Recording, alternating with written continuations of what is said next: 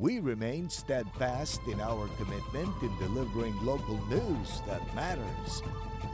Stories that inspire. Enriching the lives of Filipinos in the Philippines and across the globe. This is your GMA Regional TV. Buong puso para sa Pilipino. Ito ang Mornings with GMA Regional TV.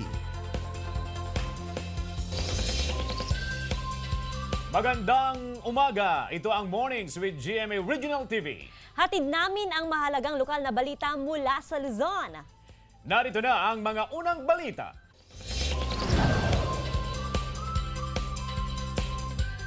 Mga kapuso, tinatamaan daw ng trangkaso ang ilang alagang baka at kalabaw sa Pangasinan dahil sa malamig na panahon. Naka-alerto Jasmine Gabriel Galban. Mahigpit ang monitoring ng Municipal Agriculture Office sa mga alagang baka at kalabaw sa Kalasyaw, Pangasinan. May mga tinamaan na raw kasi ng bovine ephemeral fever o trangkaso sa mga hayop dahil sa malamig na panahon. Pagka ganitong taglamig po, ang karamihan tumatama, yun sinasabi natin na ephemeral fever, yun tumatama sa mga ruminants, mga cattle, carabao, kambing, gano'n. Manageable naman po, basta importante maagapan na sabi nila agad para walang complication. Inabisuhan ng Agriculture Office ang mga livestock owner na i-monitor ang kanilang alagang mga baka at kalabaw para maprotektahan sa banta ng sakit. Nag-iikot din ang monitoring team ng tanggapan para makita ang sitwasyon o kalagayan ng mga alagang baka at kalabaw sa bayan. Kanya-kanyang pag-iingat ang mga livestock owner sa kanilang mga alaga. Asali mo la, mabli bayar no, veterinaryo, patambal. Mairap sir, yaman sa Kanyan, iingatan lang natin. Kabilang sa sintomas ng trangkaso sa mga livestock ang kawalan ng gana sa pagkain. Mahalaga raw na may report agad para maagapan ang sakit ng mga alaga ngayong malamig ang panahon. Jasmine Gabriel Galban para sa Mornings with GMA Regional TV. Mahigit 80 ektaryang sakahan sa Kasiguran Aurora inatake ng mga daga. Mga magsasaka problemado. Naritong report. Problema ng ilang magsasaka sa Kasiguran Aurora ang pag-atake ng daga sa kanilang mga sakahan. Gaya ng magsasakang si RJ Romano na halos walang naani sa kanyang 8 ektaryang maisan na inatake ng mga daga. Sa buong 8 hectares ko, wala kang nakuha at puro daga. Bukod sa mga maisan, may mga palayan din na inatake ng daga. Sa datos ng Municipal Agriculture Office, 33 ektaryang palayan at 52 ektaryang maisan ang apektado ng peste. Ayon sa MAU, nagsimulang umatake ang mga daga noong Agosto at tumindi pa nitong Nobyembre at Disyembre kasabay ng malamig na panahon. Namigay na ang tanggapan ng pestisidyo sa mga magsasaka bilang pangontra sa mga mapaminsalang daga. Nanlulumo sa pagkalugi ang ilang magsasaka sa Barangay Bulbulala, Vintar, Ilocos Norte dahil hindi raw nila maibenta ang mga tanim na bell pepper. Gaya ni Manong Jaime Aguinaldo, naaabot daw ng 20,000 piso ang lugi sa halos kalahating ektaryang pananim. Hirap daw siyang maibenta ang produkto kahit pa sa palengke dahil tapos na raw ang holiday season. Kahit pa bumagsak na sa 10 piso kada kilo ang presyo nito. Hinahayaan na lang daw niyang mabulok ang bell pepper at ipinamimigay kung may mga hihingi. Bayami na lang sir, dyan na lang masira, wala namang bumili. CJ Torida para sa Mornings with GMA Regional TV. Nagsasagawa ang Mangaldan Water District ng random tap water testing para makaiwas sa kontaminasyon sa supply ng tubig. May ulat si Jasmine Gabriel Galban. Regular ang testing sa mga water source ng Mangaldan Water District. Bukod sa mga water pumping station, nagsasagawa na rin ng random tap water testing ang MAWAT para makaiwas sa kontaminasyon ng tubig. Much better na ma-check po natin yung lumalabas na water sa mga taps po nila.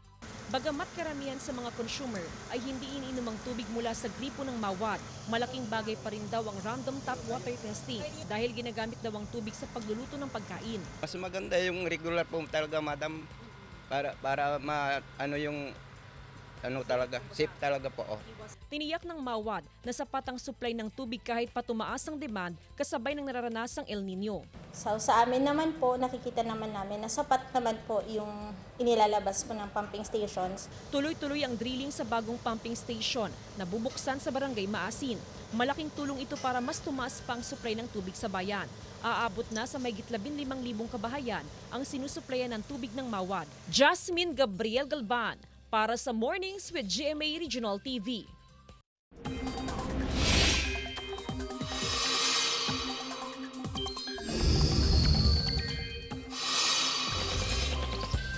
Sa mga kapuso nating magsasaka na naghihintay ng tubig ulan, wala pa rin tayong aasahan ngayong araw dahil base sa datos ng Pag-asa, mula January 1 hanggang January 21, nagkulay pula ang halos buong Northern at Central Luzon, kasamang Metro Manila at ilang panig ng Calabarzon at Palawan. Ibig sabihin yan, naitala sa mga nasabing lugar ang way below normal rainfall amount.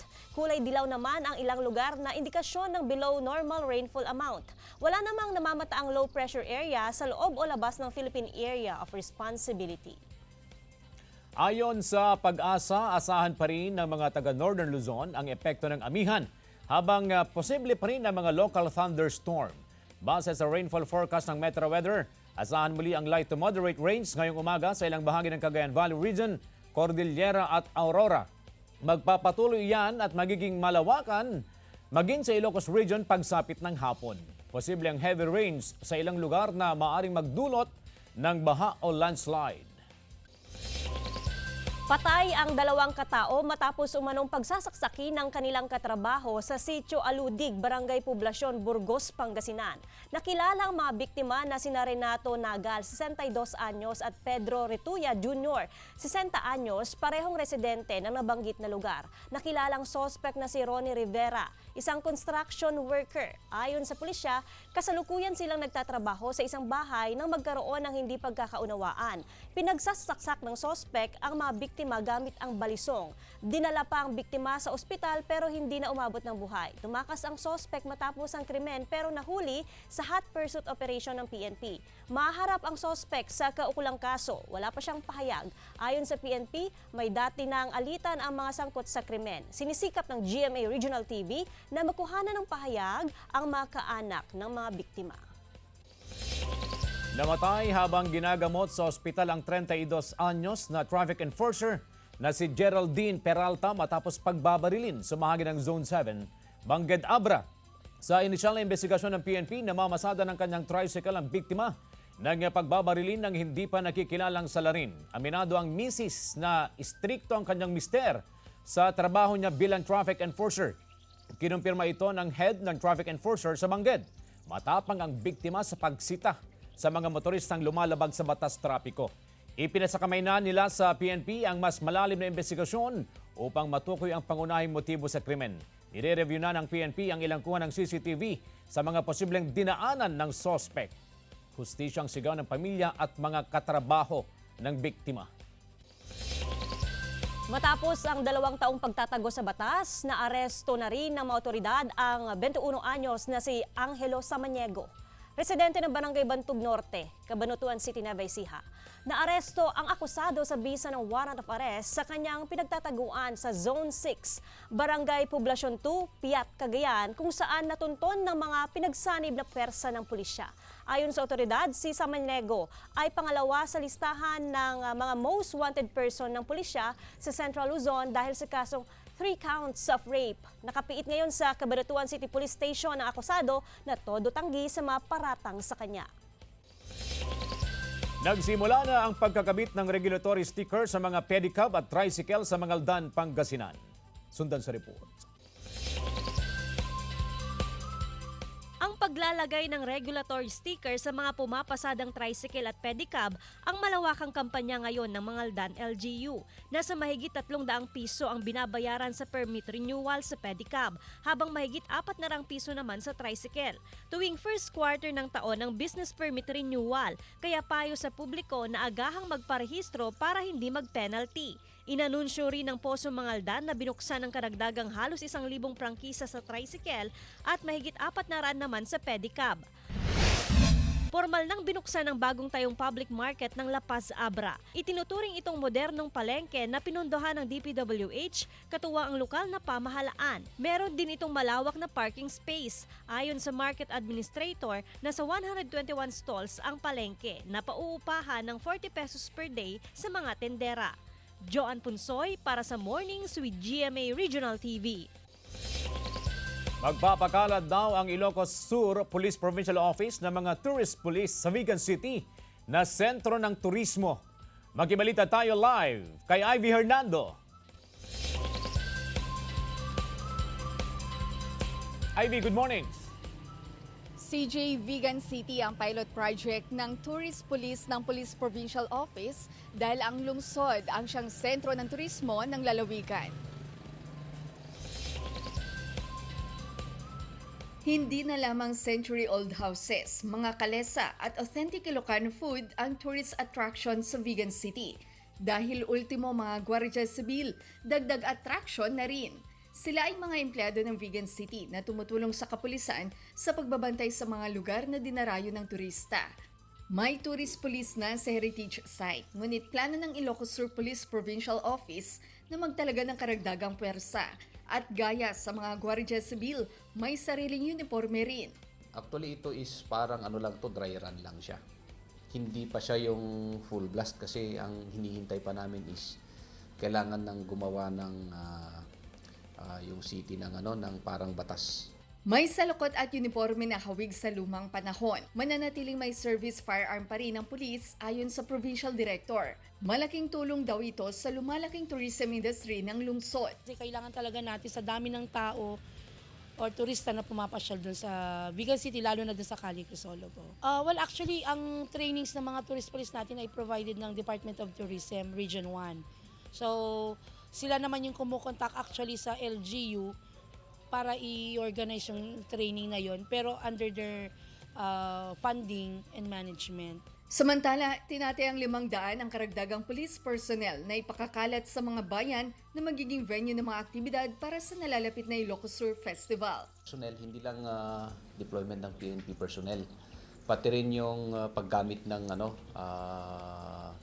ibang mga cost-oriented groups rin na pwede rin nating gamitin pa as force multiplier, lalong-lalo na magagamit sa traffic.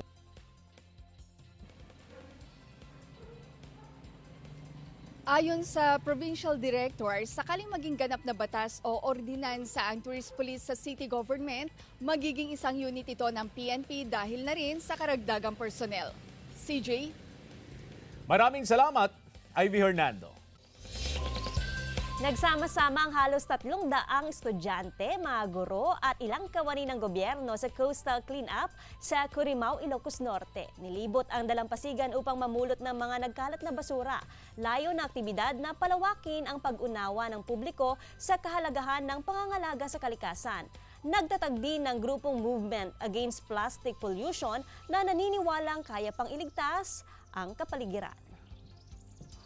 Walking pneumonia, paano nga ba maiiwasan at paano gagamutin? Alamin natin yan sa pagbabalik ng Mornings with GMA Regional TV.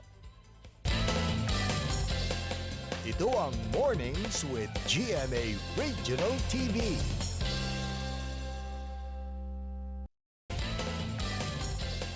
Ito ang Mornings with GMA Regional TV.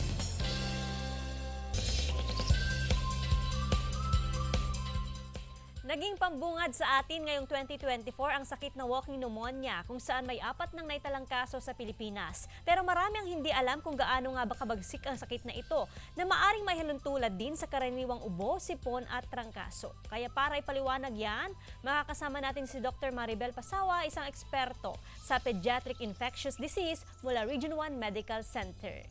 Good morning, Doc Mabel, and welcome to Mornings with GMA Regional TV. Good morning din, ma'am. Okay. Walking pneumonia, pinag-uusapan. Dati normal, pneumonia lang. Pero ngayon, walking pneumonia na yung tawag. Bakit ba ito nakaka-alarma kapag kumalat na yung sakit, Doc? Punta po tayo doon sa walking pneumonia itself. Kung sinabi po nating pneumonia, ito po ay infection sa baga. No? So walking, naglalakad. Diba? Ang alam natin pag pneumonia, nasa bahay o kaya nakahiga na or kaya nasa ospital.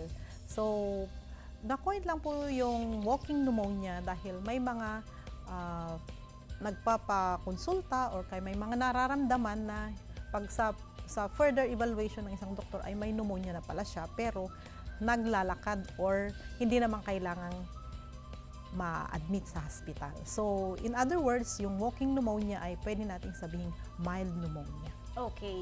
At ang mga dahilan nito ay kahalintulad din ba ng mga reasons kung bakit nagkakaroon tayo ng ordinary pneumonia? Or ano ba yung mga dahilan? Ang dahilan, ang pneumonia kasi may iba-ibang dahilan. Pwede yung viral, bacterial, fungal. Pero pag sinabi po nating walking pneumonia itself ay ang most common cause niyan po ay yung sinasabi nating bacteria na Mycoplasma pneumoniae. Pero ang difference kasi noon sa nakikita nating pasyente, mga nare-refer actually sa akin ay nagagamot na sila, nabibigyan na sila ng gamot pero hindi nawawala yung ubo. Yun pala. Okay. Kasi meron po tayong ibang bakterya na nagkukos nung pneumonia na yon. And yung bakteryang ito ay saan nanggagaling? Ang mga bakterya kasi ma'am nakukuha, nandyan lang sila sa environment natin. No? Okay. So kung saan nanggagaling, isang maganda siguro doon sa kung paano nakukuha or paano yung transfer. Yes. Yun. Mula sa isang patient na meron ng infection na sa kanya na yung halimbawa inuubo, sinisipon, nilalagnat. So yung pag inubo, sneezing na ibubuga niya po yung bakterya. So kung sino man yung exposed at naging susceptible siya, no? So pwede siyang makakuha ng infection na yan. Ito nga, Doc, pagdating sa infectious disease, may trauma pa rin tayo sa nagdaang pandemic. Ano yung mga pwedeng gawin para hindi mahawaan o tamaan ng sakit na ito, yung walking pneumonia? In general po, parehas pa rin po yung protocol natin during the pandemic, kahit pa walang pandemic. Palagi po tayong umiwas sa mga infectious diseases. No?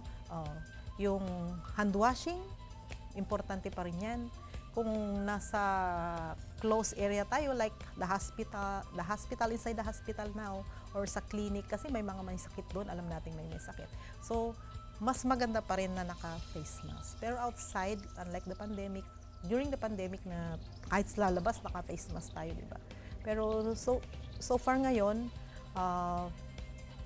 closed areas lang yung face mask natin, hand washing, and then napaka-importante po yung pagpapanatili ng magandang kalusugan, yung diet natin, nutrition, exercises, and less stress, relax. Okay. Doc Mabel, mensahe na lang sa ating mga kababayan upang makaiwas sa anumang klase ng sakit. Bago tayo magtapos, salamat po GMA sa pag-invite para makatuwang ninyo sa pagbigay ng kaalaman sa ating mga kababayan. So, ang gusto po namin bilang mga doktor natin, no, doktor lalo na sa mga bata, mas gusto po natin na sana walang nagkakasakit, no? So, paano po tayo makaiwas talaga sa sakit? Lalo na sa topic natin na walking pneumonia. So, tulad ng nabanggit ko po kanina, pagpapalakas ng katawan, no? Ehersisyo, less stress, no po? At pag-maintain pa rin, pag-follow pa rin natin sa mga protocols na binibigay sa atin. Maraming salamat, Doc Mabel, at ingat po kayo palagi. Thank you din po, ma'am. Mga kapuso, nakasama natin si Dr. Maribel Pasawa, isang eksperto sa Pediatric Infectious Disease mula Region 1 Medical Center. Samantala, inaabangan tuwing Pebrero ang selebrasyon ng Valentine's Day. At syempre tuwing Hearts Month, nariyan din ang Junior and Senior Promenade o JS Prom sa mga paaralan. Excited na sa JS Prom ang ilang estudyante na once in a lifetime daw in high school life na mai-experience. Pinaghahandaan na ng Dagupan City National High School ang JS Promenade. Bibigyan daw ng prioridad ang seguridad ng mga estudyante na lalahok sa aktibidad. Pinapayagan naman daw ng DepEd ang mga ganitong aktibidad basta't may pahintulot ang mga magulang sa kanilang mga anak. Hindi rin daw ito sa pilitan kundi voluntaryo lamang ang pagsali rito.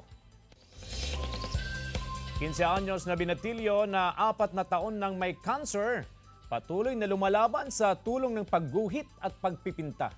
Atin siyang kilalanin sa report. Makulay, masaya at puno ng pag-asa. Ganito ang tema ng painting na gawa ng 15 years old na binatilyong si Prince mula Candaba, Pampanga. Pero lingid sa kaalaman ng marami, sa likod ng makukulay at masasayang painting, may isang masalimuot na kwento si Prince. Higit 4 na taon na kasing nakikipagsapalaran sa bone cancer si Prince. Naputulan na rin siya ng kanang balikat. Matapos lumaki at maging tumor, ang inakala lang nilang simpleng bukol. Sobrang sakit sa isang magulang na makita ang isang anak na ginugupo ng sakit. Tapos ikaw na magulang po, wala kang magawa. Pero sabi nga nila, walang imposible sa taong porsigido at may pananalig sa Diyos. Sa kabila ng kanyang sakit, sinusubukan pa rin ni Prince na mabuhay ng normal, na nag-aaral para maabot ang pangarap. Gamit ang kanyang talento, gumuguhit at nagpipinta si Prince kasama ang kanyang ina para may panggastos sa kanyang chemotherapy. Salamat po sa lahat po ng bumibili po ng painting ko. Malaking tulong po para sa akin po iyon sa pagpapagamot ko po. Ayon kay Prince, inspirasyon niya sa kanyang mga likha ang kanyang kalagayan na sa kabila ng lungkot at hirap ay kaya pa rin ipakita ang ganda ng mundo sa kanyang mga mata. Jeric Pasilyao para sa Mornings with GMA Regional TV. Ito ang Mornings with GMA Regional TV. Ito ang Mornings with GMA Regional TV.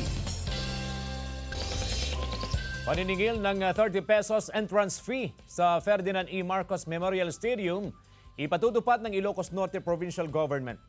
Ang detalye sa report ni Gab de Luna. Ipatutupad ng Ilocos Norte Provincial Government ang paniningil ng 30 pesos na entrance fee sa mga magpupunta sa Ferdinand E. Marcos Memorial Stadium sa Luwag City. Halos 2 buwan na ang nakalilipas ng opisyal na buksan sa publiko ang stadium noong December 7 ng nakaraang taon. Tinaguri ang world-class ang stadium na may 12,000 seating capacity. Ang entrance fee magsisilbi umanong environmental fee o maintenance fee ng stadium. Make Marcos Stadium, but siguro we can inform the public na magsisingil na po kami as soon as we can for entrance fee sa Marcos Stadium. We opened it up for free, of course, for Christmas reasons. Libre naman ang entrance fee sa stadium sa mga batang below 4 feet, senior citizen at PWD. Nanawagan naman ang mga student-athlete na naghahanda para sa nalalapit na R1AA meet na gawing libre sa mga atleta ang access sa stadium. Met kaso nabinbindas no libre kanya mga student-athlete. Kasi by schedule naman yan eh. Meron kasing certain na-clusterize kasi yung payment niya na if the school will school team ang gagamit, meron silang discounted rates. Pina-finalize pa raw kung kailan ipatutupad ang paniningil ng entrance fee. Gab de Luna para sa Mornings with GMA Regional TV. Planta ng largest liquefied natural gas producer sa Russia nasunog. Tunghayan sa Globalita. Puspusan ng pag-aapula ng mga bombero sa nasusunog na Russian gas terminal sa Baltic Sea. Pag-aari ito ng largest liquefied natural gas producer sa rehiyon. Hindi pa malinaw ang sanhi ng sunog pero inaalam kung bakit may Ukrainian drone sa lugar. Wala namang nasaktan sa insidente. Tumambad ang mahigit sa 3 toneladang illegal drugs sa armed forces ng Ecuador nang harangin ng isang semi-submersible boat sa baybaying sakop ng Esmeralda City. 3 Colombian ang arestado dahil sa kontrabando na nagkakahalaga ng $50 million. Sa Brazil, bibida ang mga king and queen of Momo dancing sa pagbubukas ng Carnival 2024 sa Rio de Janeiro. Tinatawag itong Samba Drome na pinakamalaking kompetisyon ng mga dancer at samba musician mula sa eskwelahan sa lugar. Nilalahukan ito ng mga elite samba group sa Brazil. Chris Zuniga para sa Mornings with GMA Regional TV. Karma sa kasamaan ni Moira na karakter ni Pinky Amador sa Abot Kamay na Pangarap, nalalapit na. Naritong report. Malapit na ang expiration ng kasamaan ni Moira na ginagampanan ni Pinky Amador sa Abot Kamay na Pangarap. Isa siya sa labis na nagpapahirap sa karakter ni Jillian Ward sa serye bilang si Doc Annalyn. Kakayanin kaya niya ang buhay sa kulungan. Patuloy na subaybayan ang karakter ni Pinky Amador bilang kontrabida sa Abot Kamay na Pangarap, 2:30 p.m. Lunes hanggang Sabado sa GMA Afternoon Prime. Sa kanyang pagbabalik teleserye, pinatunayan ni Jeneline Mercado ang kanyang pagiging mahusay na dramatic actress. Sa pilot week ng Love, Die, Repeat, nangyari na ang hindi inaasahan ni Angela, karakter ni Jen, ang pagkamatay ng mister niyang si Bernard na ginagampanan ni Sian Lim. Sa araw mismo ng birthday nito, sanhi ng car accident. Hindi matanggap ni Angela ang maagang pagkawala ng kanyang asawa, lalo pa at buntis siya. Pinag-usapan ng mga eksena sa social media. Sundan ang umaatikabong drama sa Love, Die, Repeat. Weeknights, 8:50 p.m. sa GMA Prime. Gab De Luna para sa Mornings with GMA Regional TV. Iba't ibang putahe na sinangkapan ng vegan longganisa inihain sa Cookfest na bahagi ng kapistahan ng lungsod. Silipin sa ulat na Ivy Hernando. Muling nagpatakam ang mga taga-vegan sa kanilang orihinal na recipe sa Longganisa Cookfest. Hati sa dalawang kategory ang kompetisyon, labanan ng mga estudyante at mga pambato ng hotel and restaurant. Siyempre, bida sa recipe ang authentic longganisa. Ginawa itong sangkap sa mainit na soup ng cream of kajos at carrot soup with longganisa ball. Appetizer, gaya ng longganisa white cornbread drizzled with honey lemon sauce. Chawamushi sea urchin with longganisa and egg. At nori longa sushi shell. Na kahit sa anong cuisine po, Japanese cuisine, kahit pwede pa rin, applicable pa rin yung longganisa product natin. Matapos ganahan sa appetizer, mala world-class din ang main course, tulad ng longganisa rosangis pasta at longafest hardinera. Hindi lang ulam, dahil ginawa na ring dessert ang longganisa sa longganisa rice coconut, matcha-nisa custard, at apple cinnamon longganisa pie. Layo ng city government na mapasama rin ang mga recipe sa ginagawang libro ng lungsod na pinamagatang 101 Ways of Cooking Longganisa. Ivy Hernando para sa Mornings with GMA Regional TV. Mga kapuso, gagawin naming mas inspiring ang inyong morning dahil oras na para sa ating hashtag Morning Feels.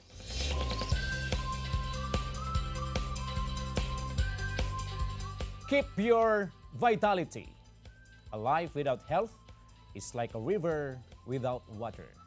By Maxime Legacy, a Canadian professional ice hockey player. Mga kapuso, bukas makakasama natin ang Dagupan City Veterinarian para talakayin ang rabies at iba pang sakit na pwedeng makuha sa ating mga alagang hayop. Maraming salamat mga kapuso sa pagtutok sa Mornings with GMA Regional TV. Samahan niyo kami mula Lunes hanggang Biyernes. Ako po si Joanne Bunsoy. Maaaring mapanood ang ating episode sa www.gmaregionaltv.com at mag-subscribe sa official YouTube channel ng GMA Regional TV. Ako po, si CJ Torida, buong pwersa para sa mas malaking misyon at mas malawak na paglilingkod sa bayan.